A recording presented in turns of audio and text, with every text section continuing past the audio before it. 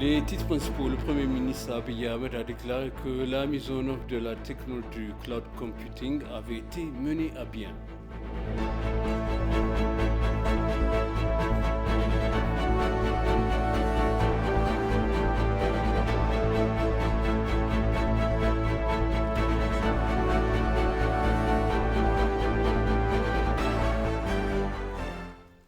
Bienvenue chers téléspectateurs sur EBC, c'est moi Zalal Morkana avec le journal. Le Premier ministre Abiy Ahmed a déclaré que la mise en œuvre de la technologie du cloud computing avait été menée à bien. Le lancement de la technologie Cloud Rain s'est déroulé en présence des autres ministres et invités, dont le Premier ministre. Dans un message publié sur sa page de médias sociaux, le Premier ministre Abiy Ahmed a déclaré que la technologie montre que les activités du pays en termes de production d'électricité et d'irrigation peuvent être soutenues par davantage de pluie. S'exprimant lors du lancement du programme, le Premier ministre Abiy Ahmed a déclaré que la technologie augmentera considérablement les efforts du pays pour devenir un autosuffisant en matière de sécurité alimentaire. Ils ont également mentionné qu'il y avait eu des tentatives fructueuses au cours des 2 derniers mois. Les Émirats arabes unis auraient apporté un soutien financier au cloud computing. Un groupe de travail a été mis en place sous la direction de la Première ministre et l'Agence de sécurité de réseau d'information, l'Agence de météorologique et d'autres institutions ont travaillé ensemble pour enrichir le projet.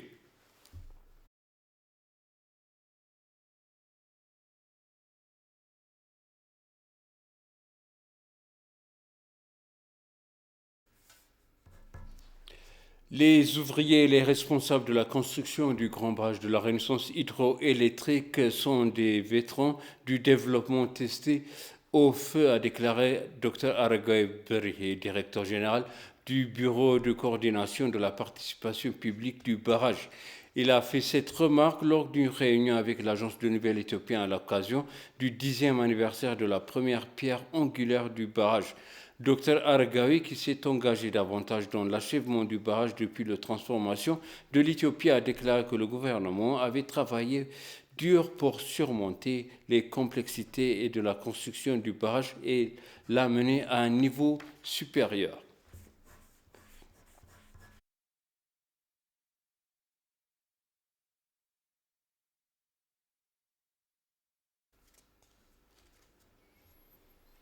L'Union africaine devrait poursuivre ses efforts pour résoudre les différences entre l'Éthiopie, le Soudan et l'Égypte sur le grand barrage de la Renaissance hydroélectrique éthiopien, car c'est la seule institution apte à résoudre le problème, ont déclaré les experts.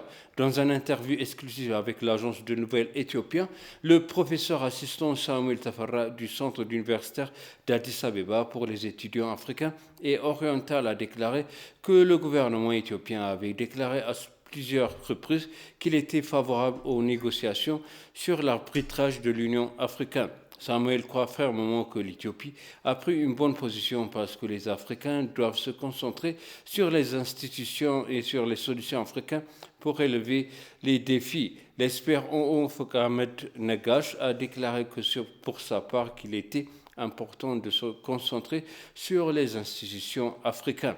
Faire participer des tiers aux négociations ne sert que les intérêts de tiers, et a déclaré l'expert, ajoutant que les 3 pays eux-mêmes peuvent véritablement s'asseoir autour de la table et résoudre les problèmes eux-mêmes. D'autre part, Foucault a noté que les pays en aval, en particulier l'Égypte, veulent politiser et sécuriser la question de l'eau afin que le statu quo puisse être maintenu.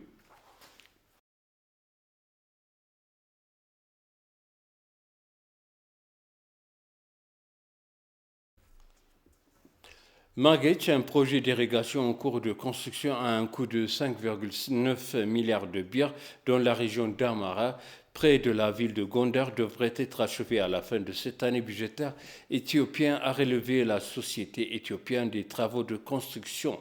Magech est l'un des nombreux autres projets d'irrigation en cours de construction avec le budget de financiers alloué par le gouvernement éthiopien. Le PDG de la Société éthiopienne de travaux de construction, Jonas Ayela, a déclaré que l'agence de nouvelles éthiopienne que le projet de la capacité de développement de 17 000 hectares de terre au profit de 45 000 ménages agricoles locaux à leur permettre de cultiver 3 fois par an. Le barrage d'irrigation dont la construction a débuté en 2014 contiendra 185 millions de mètres cubes d'eau, a-t-il ajouté. Le gouvernement éthiopien a prévu de construire 9 projets d'irrigation avec une dépense de 21 milliards de birrs dans diverses régions du pays au cours de cet exercice budgétaire éthiopien. Les périmètres d'irrigation devraient développer plus de 125 000 hectares de terre une fois achevés. C'est selon l'agence de nouvelles éthiopienne.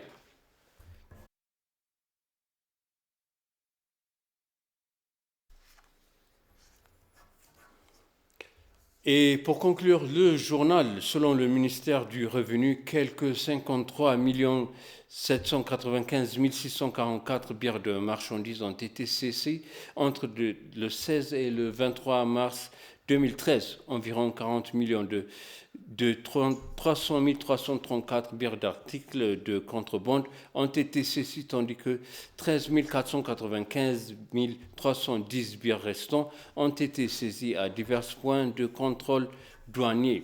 Le contrebande comprend de l'argent, des armes, de drogue, des médicaments, des produits agricoles, des produits d'épicerie, des vêtements et des chaussures, des produits électroniques, des cosmétiques et des pièces de rechange. Le ministère a déclaré que 35 véhicules transportant la contrebande avaient également été saisis.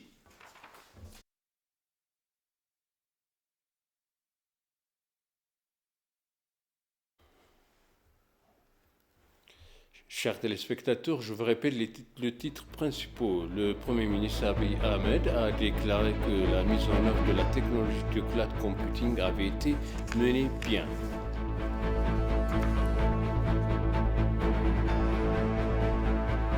Chers téléspectateurs, ainsi s'achève le journal. Merci de nous avoir suivis. Excellente suite de programme.